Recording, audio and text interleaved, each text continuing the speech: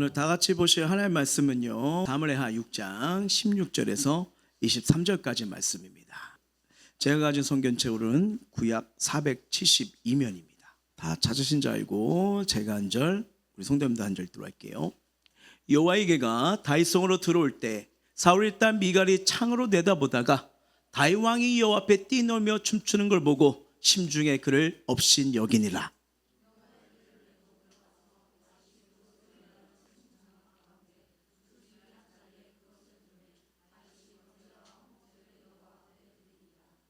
다윗이 번제와 화목제 드리를 마치고 만군의 여호와 이름으로 백성에게 축복하고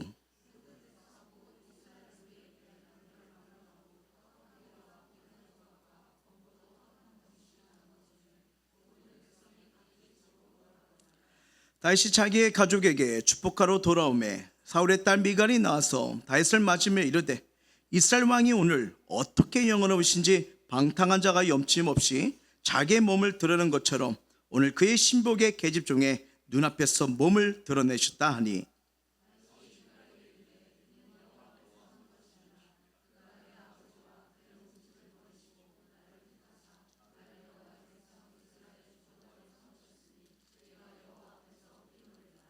내가 이보다 더 낮아져서 스스로 천하게 보일지라도 내가 말한 바 계집종에게는 내가 높임을 받으리라 한지라. 그러므로 사울의 딸 미갈이 죽는 날까지 그에게 자식이 없으니라. 아멘. 자, 오늘은요 이제 사무엘하 우리 지난번에 5장에 이어서 6장으로 또 귀한 말씀을 나가는데, 인생이 흔들릴 때 예배가 살아나면 하나님이 내 인생 붙드신다는 말씀을 가지고 함께 은혜를 나누고자 합니다. 여러분 5장을 보시면요, 다윗이요 3번의 기름 부으심을 받죠. 그 순간 그래도 하나님이 세우신 왕으로 가서 다윗은 점점 강성해지더라 하면서 강성의 비밀을 얘기했잖아요. 하나님 앞에 섰을 때, 주의 붙드심을 갔을 때, 기름 부으심이 임했을 때 삶이 변화가 일어나는 것을 우리가 느꼈잖아요.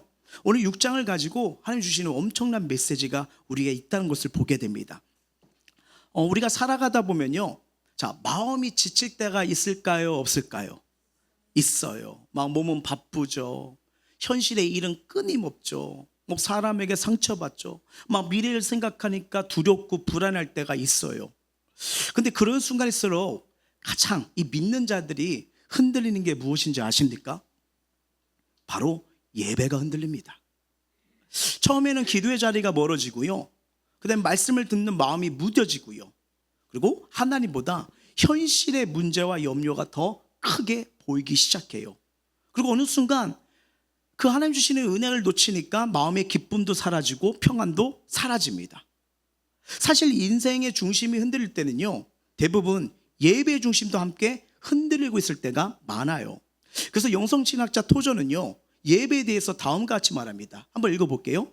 하나님께서는 기쁨에 사로잡혀서 찬양하고 송축하며 예배하는 영혼들 통해 자기의 일을 하신다라고요. 이 말처럼 하나님은 단순히 형식적인 종교 행위를 원하시지 않습니다. 하나님을 기뻐하며 전심으로 예배하는 영혼을 찾으십니다. 그리고 하나님은 그런 예배자를 통해서 하나님의 역사와 회복을 이루길 원하세요. 오늘 본문 사무엘 6장을 묵상해 보면요, 바로 이 흐름이 있다는 걸 보게 돼요. 하나님의 법궤가 다시 이스라엘 백성으로 돌아와요. 이런 법궤는 뭐냐면 하나님의 임재와 통치의 상징이는데, 하나님 방법보다 세상 방법으로 이스라엘이 터케다 20년 전에 블레셋에게 하나님 어긋났기를 빼앗겨요. 그리고 돌아왔음에도 불구하고 20년 동안 이 법궤를 방치하고 있던 상황이에요. 자, 우리 사무엘상 7장을 한번 보도록 할게요. 시작. 기란 연입 사람들이 와서 여호와께를 옮겨 산에 사는 아비나답 집에 들여놓고 엘리야사를 거룩하게 구별하여 여호와의 궤를 지키게 하였더니 궤가 기란 연입에 들어간 날부터 20년 동안 오래 있은지라 이스라엘 온 족속이 여호와를 사모하니라 라고요. 분명히 법궤는 돌아왔지만 20년 동안 기란 연입의 아비나답 집에 머물러 있다고 말해요. 그렇죠? 이게 뭐냐면 이스라엘의 영적 상태를 말합니다. 하나님이 분명히 살아계세요. 근데 하나님이 내 삶에 이스라엘 백성 주시면은 모시지 않았다는 거예요. 예배는 점점 형식적이 되어갑니다. 하나님보다 현실을 더 크게 보는, 현실 속에 쌓여가는 이스라엘 상태를 말하죠. 근데 여러분, 재밌는 게 보면, 자, 20년 동안 이들의 중심에 오지는 않지만 이스라엘 온 족속이 여호와를 어떻게 했대요? 사모했대요. 여러분, 이걸 원문으로 보면요, 사모하다는 뜻은 뭐냐면요, 울부짖으며 간절히 부르짖다는 거예요. 그게 무슨 말이냐면, 이스라엘은 하나님 자체보다 블레셋의 압박과 현실 속에서 그 고통에서 벗어나기 위해서 그 고통만 해결해 주세요라는 마음으로 하나님을 찾았다는 거예요. 그러니까 하나님을 예배의 중심으로 모시기보다는 그냥 내 문제만 해결해 주시면 됩니다, 여기에서 하나님을 찾고 있는 그들의 신앙이죠. 왜 이런 일이 일어났을까요? 하나님의 이름이 있었지만 하나님이 내 삶을 다스리기는 원치 않았던 거예요. 하나님은 그냥 부적 같은 신앙, 내가 필요할 때만 도와주시면 돼요 라는 이 신앙이에요. 그래서 뭐예요? 그 신앙은, 여러분 사사기 아시죠? 사사기 어두운 시대잖아요, 그렇죠? 그 인생으로, 그 삶으로 가고 있던 거예요. 근데 이 시점에 이스라엘 왕이 누구였다고요? 다윗입니다. 여러분, 다윗은 이 점을 알았어요. 이 나라가 살려면 단지 정치, 철학, 군사가 아니야, 경제력으로 날 세우는 게 아니야, 하나님이 오시고 하나님 다스려야 이 나라 살아. 이게 다윗의 신앙이었던 거예요. 그래서 왕이 됐는데 왕궁부터 화려하게 지은 게 아닙니다. 가장 먼저 하는 게 뭐예요? 오늘 본문에 법궤를 예루살렘으로 모셔와야겠다. 왜요? 나라의 진짜 왕자는 사람이 아니라 하나님이란 걸 믿고 있기 때문이었죠. 여러분, 왕의 기능과 이 성정의 기능은 다릅니다. 물론 왕은 나라를 운영할 수 있어요. 군대를 조직할 수 있고요, 제도도 만들 수 있습니다. 근데 여러분, 어떤 왕이든 어떤 대통령이도 백성의 영혼까지는 살릴 수가 없습니다. 하나님의 임재가 떠난 나라에는 진정한 평안도 회복도 부흥도 없기 때문이죠. 반대로 예루살렘 성전이 중심에 세워져요. 왕이 하나님에 엎드려 기도하면서 말씀 들을 때, 여러분 알다시피 이스라엘은 강력한 나라가 됩니다. 부귀영화가 올려옵니다. 하나님이 번성하는 은혜를 보는 걸 보게 되잖아요. 왜요? 하나님께 엎드리면 하나님이 다스려 주시기 때문이에요. 우리의 삶도 마찬가지입니다. 겉으로는 신앙이 있는 것 같지만 하나님이 삶에 20년 동안 밀어놓은 것처럼 여전히 밀어놓고 생활할 수가 있어요. 예배는 드리지만 중심에 여전히 염려와 세상과 자기 뜻이 자리 잡고 있을 수 있습니다. 근데 진짜 회복은요, 하나님을 내 삶의 중심으로 모실 때부터, 거기서부터 진정한 회복이 있는 줄 믿습니다. 여러분, 예배가 회복돼야 가정도 회복됩니다. 그래야 영혼이 살아나고요, 우리가 살아난 영혼도 살릴 수 있는 은혜를 하나님이 부어주시기 때문이에요. 오늘 이 다윗처럼 하나님의 임재를 가장 소중히 여길 때 하나님이 우리 삶을 다스려 주세요. 가정을 다스려 주십니다. 우리 자녀들이 이끌어 가십니다. 교회를 친히 인도해 주십니다. 그 은혜를 발견하는 복된 시간 되길 예수 이름으로 축원합니다. 다윗이 이 사모함이 있기 때문에 이 법궤를 이끌려오는데, 여러분 사람을 3만 명이나 모집합니다. 동원하기 시작해요. 대역살이 시작하는 거예요. 자, 이 배경을 알고 오늘 6장 속으로 한번 들어볼게요. 1절하고 2절입니다. 시작. 다윗이 이스라엘에서 뽑은 무리 3만 명을 다시 모으고 다시 일어나 자기와 함께 있는 모든 사람과 더불어 바알유다로 거기로 가서 하나님의 궤를 메어 오려 하니 그 궤는 그릇들 사이에 자정하신 만군의 여호와 이름으로 불리는 것이라. 아멘. 자, 다윗이 수많은 고난 끝에 이스라엘 통합왕이 되었잖아요. 근데 왕권을 세기보다 지금 무슨 일을 먼저 한다고요? 법궤를 모셔온 일을 한다고 말씀드렸어요. 왜요? 이 나라의 왕은 하나님이시다는 걸 알리기 위해서. 그래서 정치보다 예배의 회복을 더 원했던 거예요. 근데 이 말씀을 눈여겨볼 장면이 있습니다. 다윗이 법궤를 옮기는데 몇 명이 동원했다고요? 3만 명이에요. 여러분, 사실 법궤를 옮기는 데는요, 그렇게 많은 필요 없어요. 몇몇 제사장과 레위만 되면 충분해요. 근데 다윗은요, 왜 이렇게 사람을 모였을까? 이건 단순한 행사를 키우는 모습이 아닙니다. 다윗은 백성들에게 보여주고 싶었어요. 뭘 보여주고 싶으냐? 바로 이거예요. 하나님이 우리 민족의 진짜 왕이시다. 하나님 임재는 이 나라의 중심이다. 법궤는 단순한 종교 물건이 아니라 이스라엘의 생명이라는 걸요. 그래서 다윗은 온 백성들이 함께 하나님의 임재의 중요성을 보고 느끼고 기억하기를 원했어요. 운반 작업이 아닙니다. 온 나라가 함께 드리는 거대한 예배 행렬, 하나님을 보여주고 싶었어요. 여러분, 우리의 삶은 어떠하십니까? 우리는 지금 무엇을 가장 내세우고 사십니까? 내 성공? 내 계획? 내 안정입니까? 아니면 하나님이십니까? 다윗처럼 하나님을 삶의 중심으로 모실 때, 예배를 가장 우선순위 둘 때 하나님께서 우리 인생을 친히 다스리시고 거기서부터 회복의 은혜가 있음을 꼭 기억하시길 바랍니다. 여러분, 법궤는요 단순한 상자가 아니에요. 여러분, 법궤가 어떻게 생겼죠? 바로 저 모습입니다. 예, 하늘 보좌로 상징하는 하나님의 임재의 모습이잖아요. 오직 법궤 위에는요 두 그룹 천사가 서로 어떻게 해요? 마주보게 하십니다. 그리고 그 사이에서 말씀하셨죠. 이는 죄인이 함부로 하나님께 나아갈 수 없고 오직 은혜로만 하나님의 앞에 설 수 있다는 것을 또 말해주는 거죠. 법궤는 그 하늘의 뜻이요 이 땅 가운데 임하는 하나님의 통치와 말씀의 상징입니다. 그리고 이스라엘 신앙과 예배의 중심이었죠. 그래서 다윗은 나라의 중심에 하나님 법궤를 모시길 원한 거예요. 왜요? 그 전에 왕이 누구였죠? 사울이잖아요.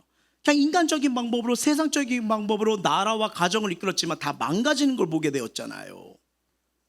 그래서 하나님을 모시고 하는 그 모습을 해 오늘 법궤를 모시고 오는 거예요. 너무 좋아요. 의도도 너무 좋아요. 근데 문제가 하나 있었습니다. 그 문제가 뭐냐면 법궤를 옮기는 방식이 문제였어요. 자, 한번 3절 한번 읽어봅니다. 그들이 하나님의 궤를 새 수레에 싣고 산에 있는 아비나답의 집에서 나오는데 아비나답의 아들 우사와 아요가 그 새 수레를 모니라 라고요. 여러분, 겉으로 보면 되게 정성스러운 거 아니에요? 헌수레예요? 새수레예요? 새수레 준비했어요. 많은 사람들이 함께해요. 막 찬양의 축제도 있었습니다. 근데 하나님은 중심만 아니라 방법도 중요하게 보시는 분이에요. 여러분, 이게 왜 문제냐면요, 출애굽기를 보시면요 법궤를 운반하는 방법을 하나님이 친히 말씀하셨어요. 자, 어떻게 운반하냐면요, 출애굽기 말씀 한번 볼게요. 조각못으로 채를 만들어 금으로 싸고 그 채를 궤 양쪽 고리에 껴서 궤를 어떻게 해요? 메고요. 법궤 자체에 손을 대지 말고 양쪽의 고리에 껴서 사람이 직접 어깨에 메고 운반하도록 주님이 친히 말씀하셨어요. 근데 법궤를 수레에 실어버립니다. 왜요? 더 편리하고 빠르니까요. 그렇죠? 사람의 힘도 덜 들고 효율적이잖아요. 문제는 그 방식이 하나님의 방식이 아니라 사람들의 방식이었다는 거예요.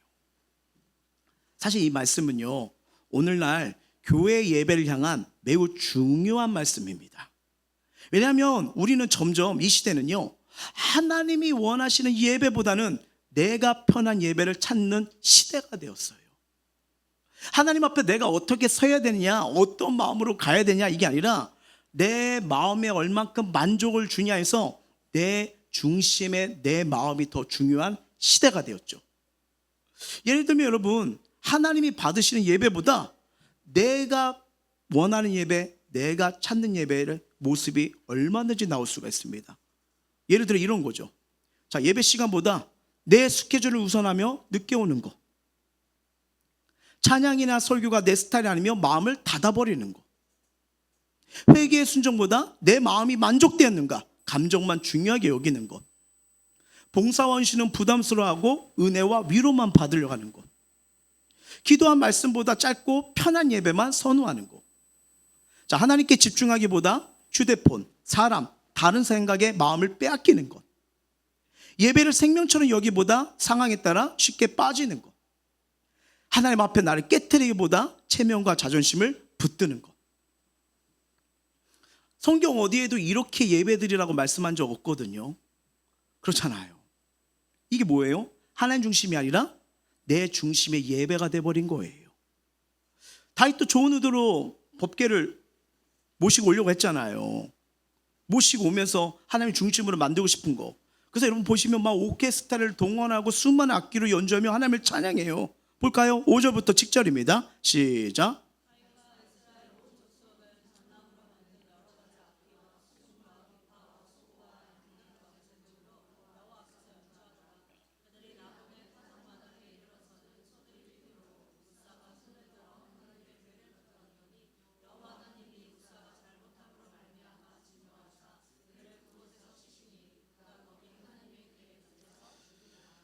좀 충격적인 모습이 나와요. 막 찬양이 울려 퍼져요. 모두가 기뻐요. 예배인데 누가 죽어요? 웃사가 죽습니다. 여러분 솔직히 이게 우리의 눈으로 보면요, 웃사가 억울해 보여요. 여러분 이게 물론 법궤를 손을 만지면 안 되지만, 여러분 법궤 그래도 하나님 임재의 상징을 하는데 저 같아도 이렇게 가는데 덜컹덜컹 떨어지면 저도 이거 하나님 그 법궤인데 안 돼, 안 돼, 손 댈 것 같아요. 똑같이 했지 않았을까요? 여러분이 뒷짐 주고 아이고 어떻게 안 돼? 아이고 이렇게 아이고 저리가 나 죽어 이럴까요? 아니에요. 하나님을 사랑한다면 손이 갈 수밖에 없을 거예요. 근데 왜 하나님은 진노하셨을까요? 하나님은요 법궤를 옮기려는 마음 자체를 귀한 마음을 반대하지 않으셨어요. 하나님이 예배 자체도 싫어하신 게 아닙니다. 문제는 뭐라고요? 방법이에요. 하나님 말씀보다 인간의 기준을 내세우고 인간의 생각을 앞세우고 인간의 행동을 앞세운 거예요. 여러분 이 웃사가 죽은 이유는 단순히 손을 대었기 때가 아닙니다. 이미 처음부터 하나님 말씀을 무시한 채 수레를 실어버린 거예요. 하나님이 정하신 말씀을, 거룩함을 가볍게 여긴 겁니다. 물론 사람 입장에 볼 때는 너무 성경적인 거 아니야? 너무 하나님 말씀대로 하는 것보다 때로는 융통성도 필요하지 않나? 좀 제사장 대신 제사장들 고생 많으니까 그냥 수레 좀 쓰고 좀 재밌게 운반할 수 있는 게 아닌가라고 생각할 수 있죠. 근데 하나님은요 다윗이요 사람들의 기대를 만족시켜 주기보다는 하나님 말씀에 무릎 꿇는 왕이 되길 원했어요. 여러분 사울 왕이 왜 무너졌죠? 하나님 말씀보다 사람들의 말에 비유를 맞췄잖아요. 그러니까 나라가 삽니까? 그리고 본인도 삽니까? 아니요, 무너지잖아요. 비참해지잖아요. 여러분 중요합니다. 우리 인생에 회복이 일어나고 치유가 나고 다시 살면요 하나님 말씀으로 돌아가셔야 돼요. 말씀으로 돌아가지 않고 여전히 내 의지대로 내 고집대로 가면요 죄송합니다, 그 인생은 내가 책임지는 인생이에요. 하나님이 한번 어깨로 메었으면 아무리 많은 사람들이 수레를 운반하자 해도 아니야, 하나님은 말씀하셔서 운반하면 됩니다. 근데 문제보다는 말씀보다 익숙함에 편리함을 앞세운 거죠. 여러분 이거 되게 중요해요. 작은 실수지만 습관은 우리의 삶 영적 성태를 바꿔버립니다. 하나님을 경외한 사람은 작은 부분에서도 말씀을 가볍게 여기셔는 안 됩니다. 왜요? 하나님 말씀이 아닌 편리함과 익숙함을 하면 아무 문제 없는 것 같지만 점점 피폐해지고요 열매가 없어요. 열매가 없어요. 이걸 잘 기억하셔야 돼요. 여러분 만약에 저와 여러분이 씨를 뿌려서 열매 맺히려면 전문가의 농부 말을 들어야 돼요. 그냥 내가 대충 보고 이게 던지면 지가 알아서 나겠지 이렇게 되면서 열매가 나고 그것이 예쁘게 자라는가요? 아니잖아요. 농부의 말을 들어야지, 그래야지 우리가 이렇게 농작을 하게 되고 그것이 이렇게 열매 맺는 걸 경험하는 거 아니겠습니까? 여러분 이 비슷한 장면이 사도행전에도 나옵니다. 아나니아와 삽비라 사건이요. 초대교회가 강력한 성령 역사로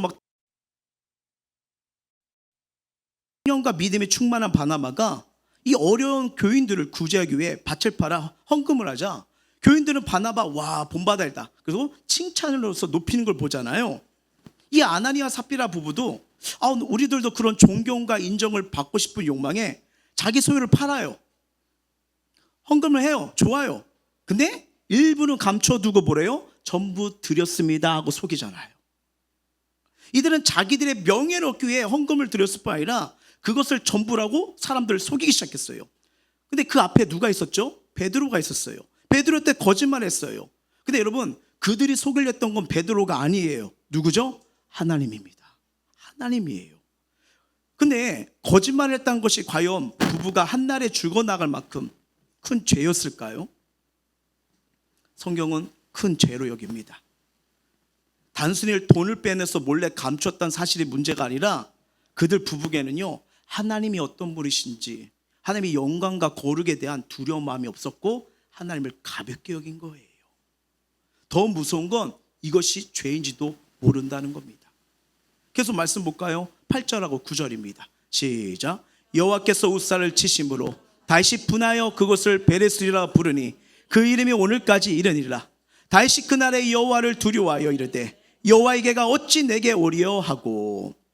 자, 법궤를 옮기려고 했던 자가 누구예요? 다윗이잖아요. 자, 우사가 죽어요. 근데 이 말씀 보니까 예상 밖의 다윗의 반응을 보게 됩니다. 뭐라고 했죠? 다윗이요? 분하였다라고요. 분하였다. 왜 분노했죠? 하나님께서 우사를 치신 일이 너무 심하다고 생각한 거예요. 이게 문제입니다. 자, 여태까지 하나님의 일을 위해서, 하나님의 영광을 위해서, 하나님의 임재를 위해서 했잖아요. 근데 정작 하나님 말씀보다 지금 자기 생각과 자기 뜻대로 되지 않으니까 뭐예요? 자기 마음을 막 드러내고 있는 거예요. 근데 이 모습을 가만히 묵상하니까 나도 그렇지, 우리도 그렇지, 우리 삶도 그렇지 않습니까?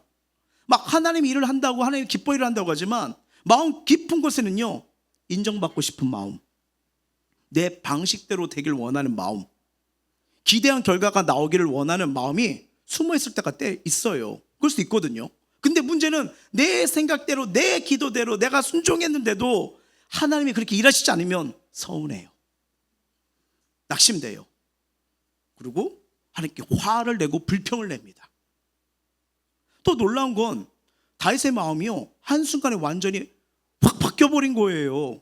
조금 전까지 누구보다 여러분 3만 명을 모여가지고 야, 법궤 모시고 가자, 하나님 임재 가자 했는데 마지막에 뭐라고 해요? 여호와의 궤가 어찌 내게 오리요 하고라고 말합니다. 뭐예요? 법궤 옮기는 걸 포기해요. 여러분, 이 순간이 오면 주님, 무엇이 잘못됐죠? 제가 어디서 말씀을 놓쳤나요? 늘 은혜가 있을 때는요, 물었던 자예요. 그냥 분노가 들어오니까 은혜가 사라져버린 거예요. 묻질 않아요. 그리고 아예 두려움 속에 나 상처받았어, 포기하기 시작합니다. 이게 인간의 모습이에요. 잘 될 때는 열심히 하지만 실패하면 쉽게 낙심하고 손을 놓고 포기하려는 거예요. 근데 여러분, 하나님은요, 다윗을 버리신 게 아닙니다. 다윗의 열심을 무너뜨린 것도 아니에요. 단지 잘못된 예배와 자기 중심적인 방식을 깨트리길 원하셨어요. 사랑하는 성도 여러분, 하나님은 우리의 열심만 원하지 않습니다. 하나님은 가장 원하는 게 뭐냐면요, 순종이 제사보다 낫다는 것처럼 말씀 앞에, 하나님 뜻 안에 순종하는 걸 원하시는 하나님이십니다. 여러분, 때로는요, 하나님은 우리의 계획을 멈추게 하심으로 진짜 하나님의 뜻을 배우게 하세요. 내 방식이 아니라 하나님 방식으로, 내 열심이 아니라 하나님 말씀으로 다시 서게 하는 거예요. 왜요? 하나님은 누구보다 우리가 잘 되길 원하시거든요. 선한 길로 인도하기를 원하시거든요. 근데 그 인도하는 방법이 뭐예요? 말씀으로 인도하세요. 근데 이 말씀은 아닌 것 같은데, 이 말씀 보면 손해볼 것 같은데, 하나님 잠깐 스톱, 이번에는 제 생각도 하나 한번 해볼게요. 말씀 맞지만 이번 저 좀 믿어보세요. 제가 해볼게요. 그러다가 안 도와주시면 어떻게 나에게 이럴 수가 있냐고, 나 서운해, 나 안 할 거야, 나 예배 안 드릴 거야. 분을 내는 것처럼 다윗의 모습처럼 우리도 그런 모습이 나올 수 있다는 거예요. 여러분, 우리가 하나님께 드리는 예배 정말 중요합니다. 우린 자꾸 하나님 중심이 아니라 내 중심의 예배를 드릴 때가 많아요. 내 마음에 맞아? 내 문제가 맞아? 여러분, 교회도요, 하나님이 인도하신 교회를 찾으려는데 내가 원하는 교회가 맞아? 이렇게 찾기 시작해요. 이런 것만 집중하니까 정작 하나님 앞에 서 있는 내 모습과 예배 태도를 놓칠 때가 많은 거예요. 그러다 내가 원하는 것이 이루어지지 않으면 낙심하고, 심지어는 하나님을 의지하려는 마음도 내려놓습니다. 여러분, 이거 예배의 본질이 아니에요. 예배는 단순히 무언가 얻기를 위한 시간이 아니에요. 예배는요, 하나님 앞에 나아가는 것 자체가 은혜이고 감격이고 기적의 시간입니다. 여러분, 죄인이 우리가 살아계신 하나님 앞에 나아가 찬양하고요, 말씀을 듣고요, 하나님 부르심 자체가 엄청난 은혜임을 믿으시길 바랍니다. 여러분, 예배 가운데 하나님의 말씀이 임해요. 상한 마음이 치유가 일어나기 시작합니다. 지친 영혼이 새 힘을 얻기 시작합니다. 그리고 이 은혜가, 저와 여러분이 이 은혜를 받고 어디로 가죠? 삶의 현장으로 가잖아요. 삶의 일터로 가잖아요. 은혜를 가지고 가는 존재들로 바뀝니다. 여러분, 하나님 앞에 지금 이 시간 있는 거, 커다란 은혜 속에 있음을 믿으시길 바랍니다. 이 예배 자리는 하나님의 어미와 영광이 임하는 거룩한 현장이에요. 그래서 여러분 여기 와가지고 목사님 넥타이 왜 그러냐, 머리 왜 그러냐, 이거 보시지 마세요. 그 설교할 때 침을 팍팍 튀기냐, 역시 뒤에 앉길 잘했다, 막 이런 생각하지 마시고요. 하나님의 말씀 속에 하나님을 바라보는 시간이에요. 그분이 지금 임재하시는 겁니다. 그래서 우리 예배를 가볍게 여기시면 안 돼요. 정중함으로 경건함으로 함께 나가셔야 돼요. 기쁨과 감격으로 하나님을 바라보는 거, 예배는 하나님 만나고 치유와 회복과 은혜가 넘치는 현장이 됩니다. 성경을 보면요, 하나님 앞에 두려움과 떨림으로 나가라고 했어요. 가볍게 여기지 마시고요. 우리 예배 받을 분이 누구신지요. 동시에 또 이것도 있습니다. 하나님 안에는 기쁨과 즐거움의 충만함이 있다고. 볼까요? 시편과 히브리서 말씀을 읽어봅니다. 여호와를 경외함으로 섬기고 떨며 즐거워할지어다. 그러므로 우리가 흔들리지 않는 나라를 받았은즉 은혜를 받자. 이로 말미암아 경건함과 두려움으로 하나님을 기쁘시게 섬길지니라고요. 여러분, 참된 예배는요, 하나님을 경외하고 위로부터 오는 위로와 기쁨이 넘치는 예배가 될 줄 믿습니다. 자, 우사 사건 이후 법궤는요 잠시 오벳에돔 집에 있어요. 근데 놀라운 일이 벌어집니다. 하나님께서 오벳에돔의 가정과 그의 모든 소유에 복을 주기 시작한 거예요. 이 소식을 들은 다윗은 다시 이번에는 하나님 말씀대로 법궤를 메어서요 예루살렘으로 오게 돼요. 자, 17절부터 19절 읽어봅니다.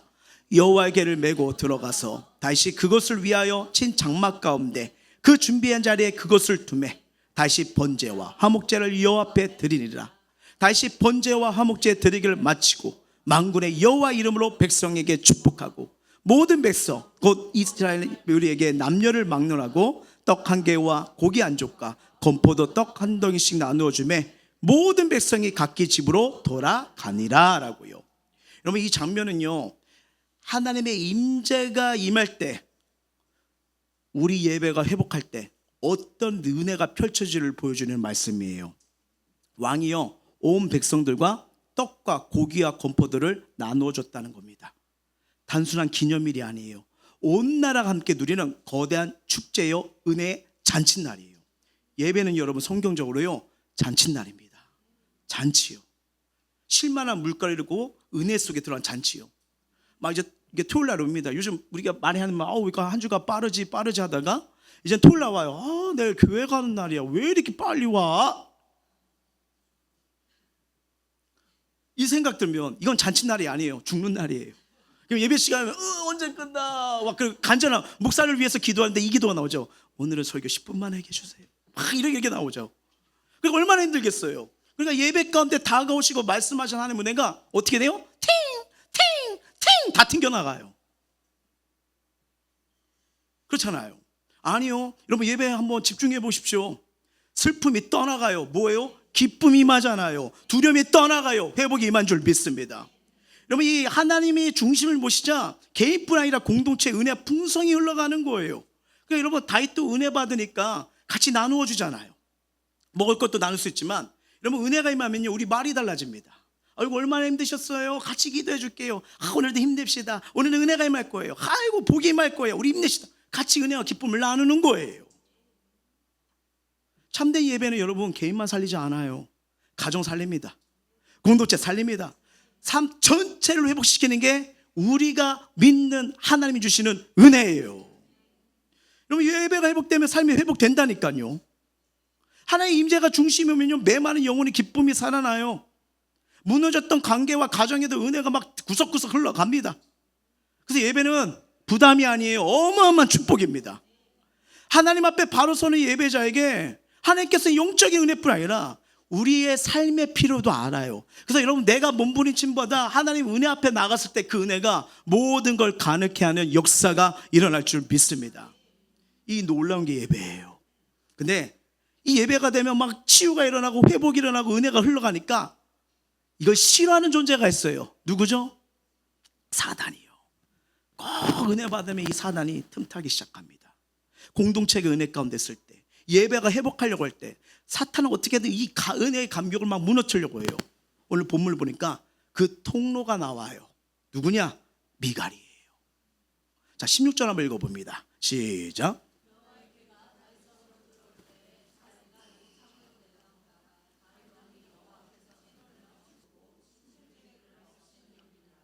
여러분 이 말씀 잘 보세요. 여기서 우리가 주목할 게 뭐냐면 미갈의 위치입니다. 미갈의 뭐라고요? 위치요. 자, 미갈은 지금 법궤가 와요. 막 사람들이 와가지고 공동체 집에 덩실 쯤쯤해서 막 먹으면서 서로 은혜를 나누잖아요. 근데 법궤를 맞으러 나오질 않아요. 무슨 말이야? 예배 자리에 안 들어온 거예요. 창문 뒤에서 구경만 했습니다. 여러분 은혜 현장 안으로 들어가지 않고 밖에서 바라보는 사람은요, 결국 그 사람의 중심 은혜를 보지 못해요. 행동만 보게 됩니다. 뭐만 본다고요? 행동만요. 다시 지금 뭐 하고 있죠? 춤추고 있어요. 왜 그렇게 감격하는지, 왜 하나님 앞에서 자신을 낮추고 있는지, 왜 웃으면서 하면서 이거 이상한 웃음인데, 그러니까 아하하 너무 행복해 이렇게 해서 오는지 이해를 못해요. 다윗은 왕의 체면을 세우는 사람이 아닙니다. 여러분 하나님 임재가 오면요 체면 안 느껴져요. 제가 막 이렇게 성도들 그래요. 막 이렇게 기도할 때 눈물콧물 쓰러지면 막 이거 누구한테 보면 막 휴지 닦고 하는데, 아니요 그냥 다 흘리세요. 끝나면 어차피 제가 닦아요. 그런 거 상관 없어요. 은혜가 막 임할 때 막 그거예요. 지금 다윗 왕이 막 하나님의 임재가 막 성령 역사니까 체면을 내세우는 게 아니에요. 온 마음을 찬양하는 거예요. 너무 기뻐서, 너무 감사해서. 이게 하나님이 함께 하신 예배가 회복되니까요. 근데 미가는 예배를 드리지 않았어요. 그러니까 어떻게 해요? 20절 한번 보세요. 시작.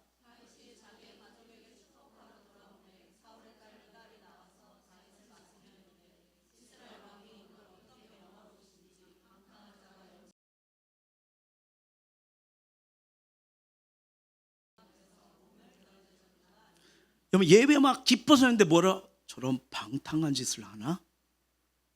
여러분 이건 되게 수치스럽고 모욕주는 말이에요. 지금 미가는 다윗의 예배와 중심도 못지 못하고요, 방탕한 자, 막 실컷 은혜 받고 돌아온 감격을 은혜를 막 꺾어드리고 기쁨을 못 꺾어드리고 막 분노하게 만드는 거예요. 여러분 다윗은요 미갈이 이렇게 말하는 이유를 알아요. 왜요?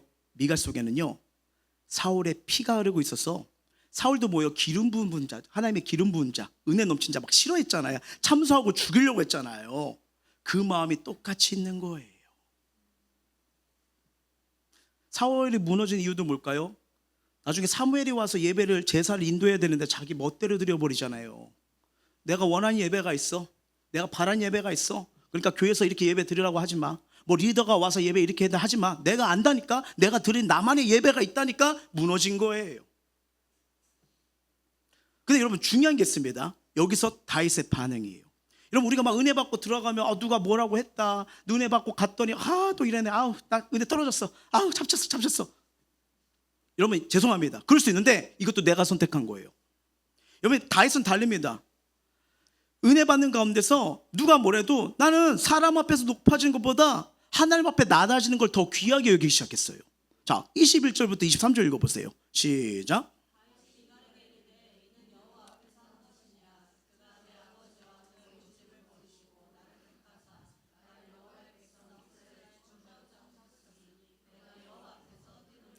내가 이보다 더 낮아져서 스스로 천하게 보일지라도 내가 말한 바 계집 중에는 내가 높임을 받으리라 한지라. 그러므로 4일 때 미갈이 죽는 날까지 그에게 자식이 없으니라.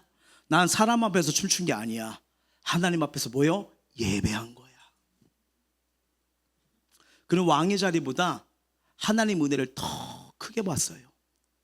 하나님께서 자신 같은 목동을 택하시고 이스라엘 왕으로 세우셨던 은혜가 너무 감사했기 때문에 체면? 아니요, 예배가 더 중요했어요. 여기서 낮아졌단 말은요 왕의 권위와 자존심까지 하나님 앞에 내려놓겠다는 뜻입니다. 여기 보면 천하게 보일지라도, 사람들에게 우습게 보이고 무신당해도 나 괜찮다는 거예요. 왜냐하면 다윗에게 가장 중요한 건 사람의 평가가 아니라 하나님의 인정이 중요했거든요. 여러분 사람의 평가 때문에 인생 무너지고 망가졌다고 생각하지 마시길 바랍니다. 그건 그 사람의 생각이에요. 진리가 아니에요. 그 사람이 내 영혼, 내 인생 책임집니까? 아니에요. 하나님만이 우리 인생, 영혼, 모든 영혼을 책임지는 유일하신 하나님이에요. 그러니까 그 하나님 앞에 가니까 예배가 살 수밖에 없죠. 그래서 다윗은 미간의 말에 상처받아 은혜를 잃어버리지 않아요. 이미 받은 은혜를요 참소와 비난 때문에 지금 땅에 쏟아붓지 않아요. 오히려 하나님께 자신을 택하신 은혜를 더 굳게 붙잡습니다. 그리고 그는 미갈 때문에 시험에 들지 않기로 결정해요. 우리가 시험 들 때 누가 이렇게 했어 뭐 이렇게 했어 그래서 나 시험 들었어 그럴 수 있죠. 근데 그 말을 내가 잡은 거잖아요. 들어갑니다. 누가 이렇게 다리를 슬쩍 내밀어요. 그럼 어떻게 해요? 그냥 폴짝 넘어가면 되잖아요. 근데 거기에 툭 걸려서 나 넘어뜨렸어, 나 시험 당했어. 근데 여러분, 처음에 말씀드리면 우리도 사역 또는 예배 가운데 이런 비슷한 일을 경험할 때가 얼마든지 있어요. 하나님 은혜 가운데 기쁨으로 섬기고 최선을 다해 예배를 준비했는데 누군가는 왜 그렇게 하냐, 예배가 별로였다, 행사가 마음에 안 든다, 찬양이나 설교나 스타일이 내 취향이 아니다 말할 때가 있습니다. 그럴 수 있어요. 사람 생각이 다 다르기 때문에. 어떤 사람은 직접 얘기하고 어떤 사람은 뒤에서 말을 하고. 제가 옛날에 한 교회에서 찬양팀을 섬기게 됐는데 우리 찬양팀 애들이 너무 불쌍하더라고요. 이게 몇천 명 앞에서 찬양 인도를 하는데, 그럼 여러분 참 그 찬양 집중하면 되잖아요. 저한테 전화가 와요. 제가 인도자였거든요. 전화가 와요. 목사님 그 우측에 세 번째 있는 그분 누구예요? 왜 찬양할 때 입을 너무 많이 벌린다고. 냅둬요. 그냥 예배 은혜 받아서 하는데. 그리고 여러분 또 어떤 분은 또 연락이 왔어요. 그 좌측에 두 분이 왜 이렇게 와이셔츠를 입었으면 이렇게 잘 집어넣어야지 여기 하나가 나왔다고. 나올 수 있죠. 이렇게 부르고 손을 올다가 올라올 수 있잖아요. 그렇잖아요. 그런 거잖아요. 그렇게 되고요. 저한테도 연락이 와요. 오늘은 머리를 왜 내리셨죠? 어떻게 하죠? 이게 보이는 자리에서 사역을 하니까 이게는 관심일 수 있지만 근데 그건 예배 시간이에요. 그리고 저희가 찬양 가운데 성가다가 다음에 약속이 있어요. 예수는 그리스도 2번 불러야 돼요. 그러면 성가대가 나와서 이게 사인이에요. 이해되시죠? 막 예배 중에 대화를 할 수 없잖아요. 그래서 딱 하고 마치고 올라가는데 어떤 남성분이, 중후한 남성분이 이렇게 부르는 거예요. 찬양 인도자시죠? 예. 영성이 없으십니까? 예? 예수는 그리스도, 나는 은혜 받아서 손을 올리는데 왜 맨날 2번 하냐고. 영성이 그렇게 없으세요? 분위기를 보세요. 김이 은혜가 오면 그걸 4번, 5번, 8번을 내셔야지. 그게 뭐 하는 겁니까? 좀 기도 좀 하세요. 막 이러시더라고요. 그래서 말씀드렸죠. 죄송하다고. 그렇게 느낄 수 있다고. 근데 약속이에요. 뭔 약속이에요? 11시에 예배가 되기 때문에 저희가 인도하면요, 성가대가 와가지고요 그렇게 하기로 했어요. 에이 하더니 아무 말씀 안 하시더라고요. 그냥 한마디, 제가 미안했습니다, 이 한마디만 해주시면 되는데. 이거예요. 네. 여러분, 근데 이게 뭐냐면 제가 그때 읽으면 이 말씀이더라고요.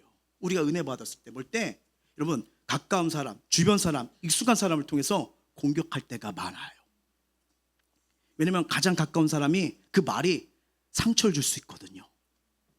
그래서 여러분, 은혜 받은 직후에 더 조심하셔야 됩니다. 마음에 상처가 들어와 은혜를 잃어보지 않도록, 사람 말에 붙들려 하나님 주신 감격을 빼앗기지 않도록 영적으로 깨어있으세요. 예. 동시에 우리는 또 하나를 조심해야 됩니다. 나도 모르는 사이에 미갈처럼 다른 사람의 예배와 은혜와 귀한 섬김을 판단할 수 있는 자리에 설 수가 있어요. 내 기준, 내 감정, 내 스타일로 평가하기 시작하면 어느새 은혜를 무너뜨리는 이 어둠에 붙잡힌 미갈의 모습이 저와 여러분의 모습이 될 수 있다는 걸 성경은 얘기해요. 여러분, 우리 하나님은요, 비판으로 사람 죽이기보다는 살리는 말로 사람을 세우는 걸 기뻐하시는 하나님이십니다. 그러면 은혜 받은 후 시험 들지 않도록, 또한 다른 사람을 살리는 믿음의 에피소드로 우리의 생각, 마음 지켜달라고 늘 기도하시길 바랍니다. 오늘 우리는 이 말씀을 통해서요, 우사, 다윗, 미갈 3사람을 보게 되잖아요. 다윗 누구죠? 예배자예요. 우사는요, 당연히 예배자가 돼야죠. 근데 그는 하나님 앞에서 경건한 두려움을 잊어버리고요, 자기 방식대로 하나님을 섬깁니다. 이처럼 오늘날도 내 방식대로, 내가 생각한 대로, 내가 원하는 대로 예배드리는 자들이, 죄송합니다, 많아요. 그리고 또 하나가 성경이 주목하죠. 미갈이요. 이 사람은 예배 관찰자입니다. 그는 하나님 앞에 들어와 예배하지 않고요, 창문 뒤에서 다른 사람 예배를 판단했어요. 누구의 예배가 어떻고, 교회가 어떻고, 신앙이 어떻고 평가만 해요. 그래서 미갈은 불쌍하게도 예배자가 아니라 예배에 실패하는 인생으로 마무리합니다. 여러분, 하나님은요, 무엇보다 우리를 자녀 삼았던 거는 하나님께 영광의 통로가 뭐예요? 예배입니다. 여러분, 무엇보다 예배의 성공자가 되길 주의 이름으로 축원합니다. 왜냐하면 예배의 성공자는 뭐냐면 예배는 하나님을 만나는 시간이에요. 만약 그것이 없다면 그건 살아있는 예배가 아닙니다. 예배는 하나님을 만나는 사건이 있어야 됩니다. 만나면 내 안에 내 생각에 심정에 막 부흥이 일어나요. 한 주신 감동과 은혜 속에 막 달라지기 시작해요. 그러니까 절망 속에서도 희망이 일어나고요, 메마른 마음에 기쁨이 회복되고요, 지친 영혼의 위로와 평안이 맙니다. 다시 살 수 있어 용기가 임할 줄 믿습니다. 미국의 목회자이자 찬양인 되신 조셉 갈링턴 분이 이렇게 말을 해요. 한번 같이 읽어볼게요. 시작. 하늘 아버지는 이 예배자를 찾고 계신다. 만약 하나님을 찾고 있지만 주를 발견하지 못하겠다 여겼다면 하던 일을 멈추고 주님을 예배하라. 그러면 주님께 오셔서 당신을 발견하실 것이다. 아멘. 여러분, 하나님이 부르지 않으시면요, 우린 결코 이 예배 자리에 못 나옵니다. 그래서 오늘 내가 교회와 하나님 앞에 앉아 있다는 자체 은혜요 기적입니다. 은혜 기적이에요. 예배는 인간이 시작하는 게 아니에요. 하나님 먼저 우리를 부르는 거예요. 그 부르심에 반응했기 때문에 저와 여러분이 이곳에 있는 겁니다. 옆 사람 축복해요. 축복하세요. 부르심을 받았군요. 예, 부름을 받았기 때문에 있는 거예요. 예, 여러분, 연약할 때 있어요. 나약할 때 있어요. 이 사단에 오면 야, 너 한 주 동안 집사인데 장로인데 권사인데 목사인데 좀 이 모습으로 나가는 거 아니지 않냐 하면, 아 그렇지, 요번 주는 좀 쉬어야 될 것 같아. 요즘 또 표정도 어둡고 상태도 안 좋았는데 이렇게 예배 드리는 거 덕이 안 될 것 같아. 사단의 참소예요. 나오세요. 나와야 회복이 일어납니다. 나와야 새로워집니다. 정말이에요. 내 삶에 뭔가 누르고 있는 거는 여러분 내가 해결되지 않아요. 예배 드리면 해결됩니다. 수고하고 무거운 짐진들아 내게로 오라. 털고 가세요.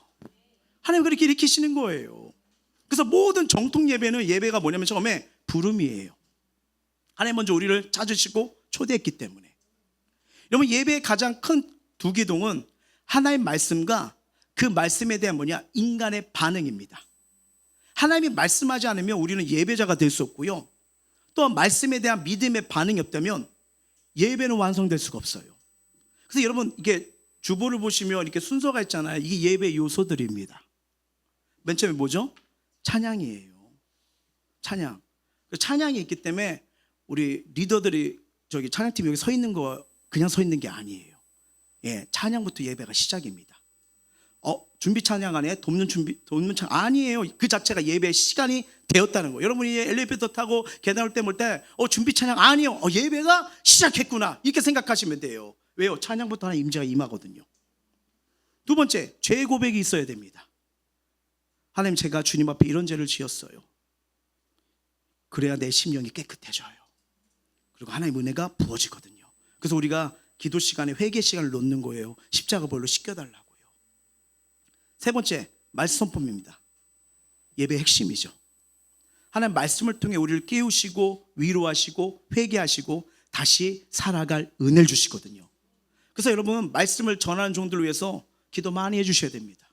사랑의 가장 큰 표현 중 하나는 기도였기 때문에, 이렇게 하나님 오늘 목사님 헛소리 하지 않도록, 이상한 말 안 때로 아주 정신 딱 바로차리고 바른 말씀, 생명 말씀 회개해 주세요. 여러분, 이 기도 해주셔야 돼요. 제가 이상한 말 하면 저도 죽고 여러분도 같이 죽어요. 어쩔 수 없어요. 우리는 같이 한 배를 타서. 그래서 여러분의 기도가 살립니다. 그럼 저도 살고 말씀을 통해 함께 살아나는 거예요. 근데 이 부분에서 한 가지 오해가 있을 수 있습니다. 우리가 간혹 예배 늦을 때가 있잖아요. 설교 시작하기 전이라면 아직 설교 안 했다, 아직 안 늦었네 라고 생각하신 분들이요, 이는 말씀 전한 시간만 예배라고 착각해서 벌어진 결과입니다. 예배 부름의 순서부터 축도까지 온전한 예배예요. 그래서 여러분, 주일은요 안 늦는 게 복입니다. 네. 자, 말씀 선포 다음에 강구와 기도 시간 있죠. 말씀 들은 내용 가지고 우리가 기도하면서 말씀대로 살도록 하나님께 강구하는 거예요. 기도 또한 예배의 중요한 요소죠. 넷째는 봉헌이 있습니다. 모든 예배는 원칙적으로 봉헌 순서가 있어요. 예물은 하나님께서 나를 매 순간 보살펴 주시고 은혜에 감사하여 정성껏 물질을 드리는 신앙과 감사의 표현입니다. 오늘날 예배를 의미하는 구약의 어떤 제사도 제물 없이 드린 적이 없어요. 그래서 주님 앞에 나올 때는 꼭 이렇게 제물 갖고 그러잖아요. 그래서 성경은 인색한 마음이나 억지로 하지 말고 감사함으로 즐거는 자를 사랑하시며 하나님이 능히 모든 애를 넘치게 한다고 말씀하십니다. 어떤 봉헌이든 헌금이든 본인의 형편에 따라 자원하여 드리시면 됩니다. 마지막은 성도의 교제예요. 서로 교통하고 나누고 돕고요. 그래서 예배 마치면 인사하고 같이 식사하셔도 좋고 셀레브레 하셔도 좋고 교제, 이게 되게 중요해요. 예, 여기서 모두가 예배입니다. 이게 성공이에요. 잘 보세요. 예배의 성공자 하나님 어떤 복을 주시는지. 오늘 본문 보시면요, 이게 다윗이 맨 처음에 법궤를 갖고 오려다가 우사가 죽는 바람에 멈췄죠. 그 법궤가 누구의 집에 있다고 하셨죠? 오벳 에돔의 집입니다. 자, 한번 볼까요? 11절입니다. 시작. 여호와에게가 가드 사람 오벳 에돔 집에 석 달을 있었는데 여호와께서 오벳 에돔과 그의 온 집에 복을 주시니라. 아멘. 여러분, 이 말씀 잘 보세요. 오벳 에돔이 나오는데 어디 지역 사람이래요? 가드입니다. 가드 들어보셨죠? 블레셋이에요. 블레셋 지역이에요. 그러니까 이방인 출신이거나 블레셋과 깊은 연관이 있는 인물이래요. 근데 그 법궤, 그 집에 머물자 하나님이 그 가정과 삶 전체에 복을 부어 주십니다. 이후 성경을 보면 여러분, 오베돔은요 하나님의 은혜 가운데 어디까지 가신지 아세요? 성전 문지기까지 쓰임 받아요. 와, 하나님의 임재를 가까이 하긴 자, 하나님 집을 섬기는 축복의 자리까지도 들어갑니다. 여기서 우리는 중요한 영적 원리를 보게 돼요. 하나님의 임재가 머무는 곳에서는 반드시 복이 임합니다. 여러분, 예배가 살아있는 가정에는 은혜가 흘러요. 하나님을 가까이 사람의 삶에는 회복과 축복이 따라옵니다. 세상은 돈과 성공이 인생을 복되게 한다고 말하지만 성경은요 하나님 임재가 가장 큰 복이라고 말씀합니다. 사랑하는 성도 여러분, 예배를 소중히 여기시길 바랍니다.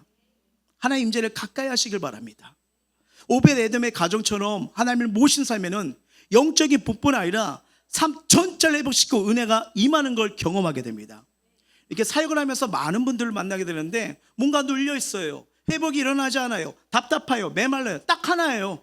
예배의 성공자냐 아니면 예배가 무너졌냐. 거의 여기서 거의 판단됩니다. 예전에 국민일보에 읽다가 그 삼일교회 송태근 목사님의 아빠 안아줘 이야기가 있더라고요. 제가 한번 읽어드릴게요. 어릴 적 일찍 작고하신 아버님은 군인이었다. 그래서인지 어려서부터 군인에 관심이 많았다. 한 번은 국군의 날 거리 퍼레이드가 있다는 이야기를 듣고 아버지를 졸라 거리로 나갔다. 군인들의 멋진 모습을 볼 기대에 흥분했다. 그런데 처음에는 한산하던 거리가 퍼레이드가 펼쳐지자 삽시간에 군중이 몰리기 시작했고 결국 어린 나는 사람들에게 휩싸여 버렸다. 앞은 캄캄했고 빽빽한 사람들 틈에서 보고 싶었던 군인들을 도저히 볼 수 없었다. 갑자기 두려움이 몰렸다. 그때 아버지에게 소리쳤다. 아빠 안아줘. 나 앉아줘. 아버지는 그제서야 상황을 알아차리고 나를 번쩍 들어 당신의 어깨에 무동을 태워줬다. 그 순간 세상이 탁 트이며 환하게 밝아졌다. 그 느낌은 무엇으로 형언할 수 없었다. 시각장애인이 눈을 뜨게 되었을 때 기분이 이럴까? 내 눈높이가 아버지 눈높이와 같아졌다. 아버지의 어깨 위에서 아버지의 눈높이로 세상을 볼 수 있었다. 나는 예배도 이렇다고 생각한다. 깜깜하고 앞이 막막한 상황 속에서 도무지 희망이라고는 찾아볼 수 없을 그때 아빠 안아줘 하며 하나님께 안기는 것이 바로 예배라고 생각한다. 그래서 하나님 아버지께서 나를 안아 당신의 어깨 위에 앉아주시고 당신의 눈높이로 보게 하시는 것이다. 예배 속에서 우리는 내 눈높이가 하나님의 눈높이가 되고 하나님께서 바라보시는 시선으로 내 인생을 볼 수 있는 것이다. 그러면서 예배를 사모해야 함을 이렇게 말씀합니다.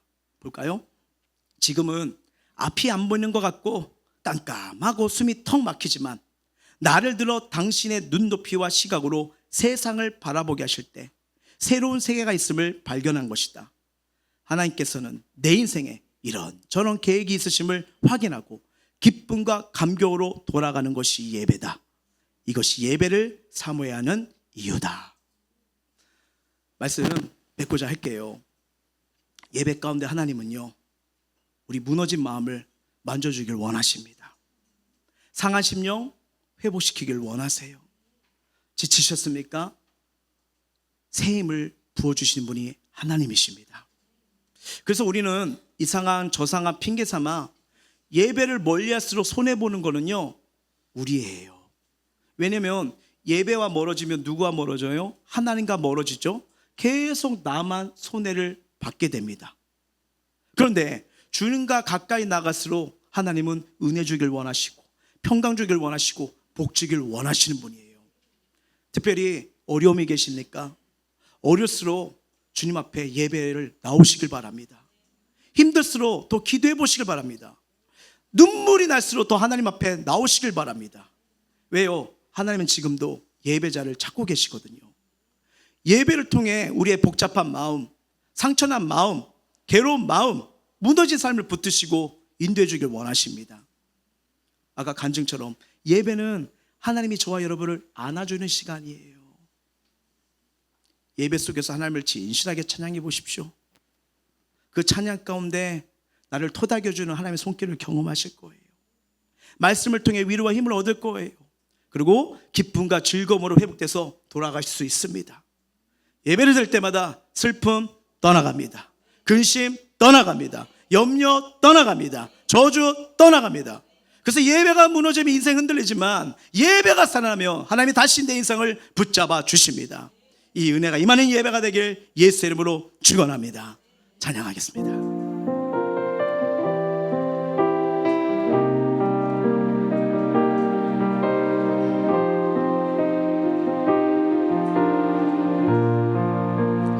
안개가 날 가리워 안개가 날 가리워 내 믿음 흔들려갈 때 내 믿음 흔들리려 할 때 나 주님께 나아가네 나 주님께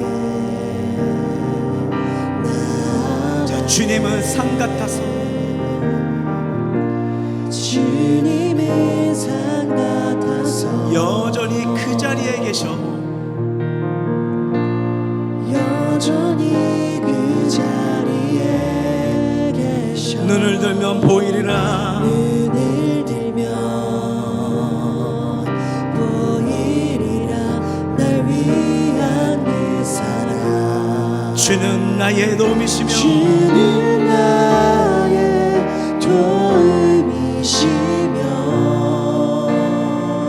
주의 계획 영원하시네 주의 위엄 앞에 믿음으로 순종해 예배드리리 주님께서 날 이끄시며 주님께서 날 이끄시며 주가 항상 함께 하시네 주의 사랑 앞에 주의 사랑 안에 믿음으로 순종해 예배 자 주는 나의 도움이시고 주의 계획 영원하신 은혜를 우리에게 부어주십니다 나의 도움이시며 주의 계획 영원하시네 주의 위엄 앞에 주의 위엄 앞에 믿음으로 순종해 예배드리리 자 주님께서 날 이끌어 가십니다 주님께서 날 이끄시네 주가 항상 함께 계시네 주가 항상 함께 하시네 주의 사랑 안에 믿음으로 순종해 예배드리리 영원한 예배자가 되기를 원합니다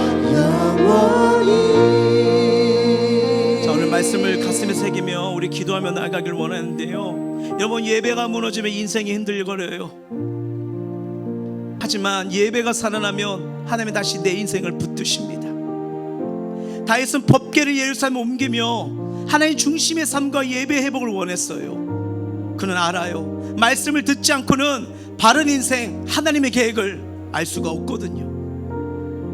우리는 오늘 말씀을 통해 웃사, 다윗, 미갈 세 사람을 보게 되었어요. 웃사는 하나님을 경외하지 않고 자기 방식대로 예배했고요. 미갈은 하나님을 만나는 예배자가 아니라 예배를 비판하는 관찰자로 머물렀습니다.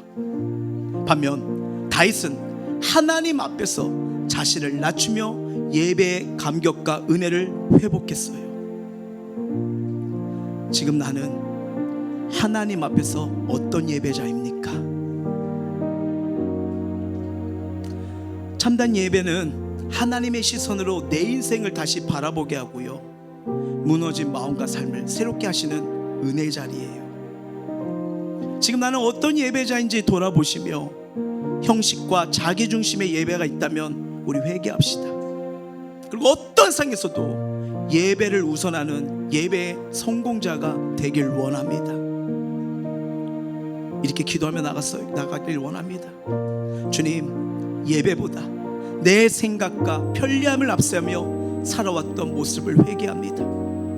웃사처럼 내 방식대로 하나님을 섬기지 않게 하시고, 미갈처럼 예배를 판단하고 은혜를 잃어버리는 자가 아니라 다윗처럼 하나님 앞에 감격하며 내 자신을 낮추는 참된 예배자가 되게 하여 주옵소서. 어떤 상황 속에도 나를 살리는 예배를 멀리하지 않게 하시고, 예배를 통해 무너진 마음, 삶 회복되고 우리를 고치시고 싸움의 식기를 일으키시는 하나님의 은혜가 넘치게 하여 주시옵소서. 오늘도 하나님 날 만지십니다. 날 세우십니다. 은혜로 채워주십니다.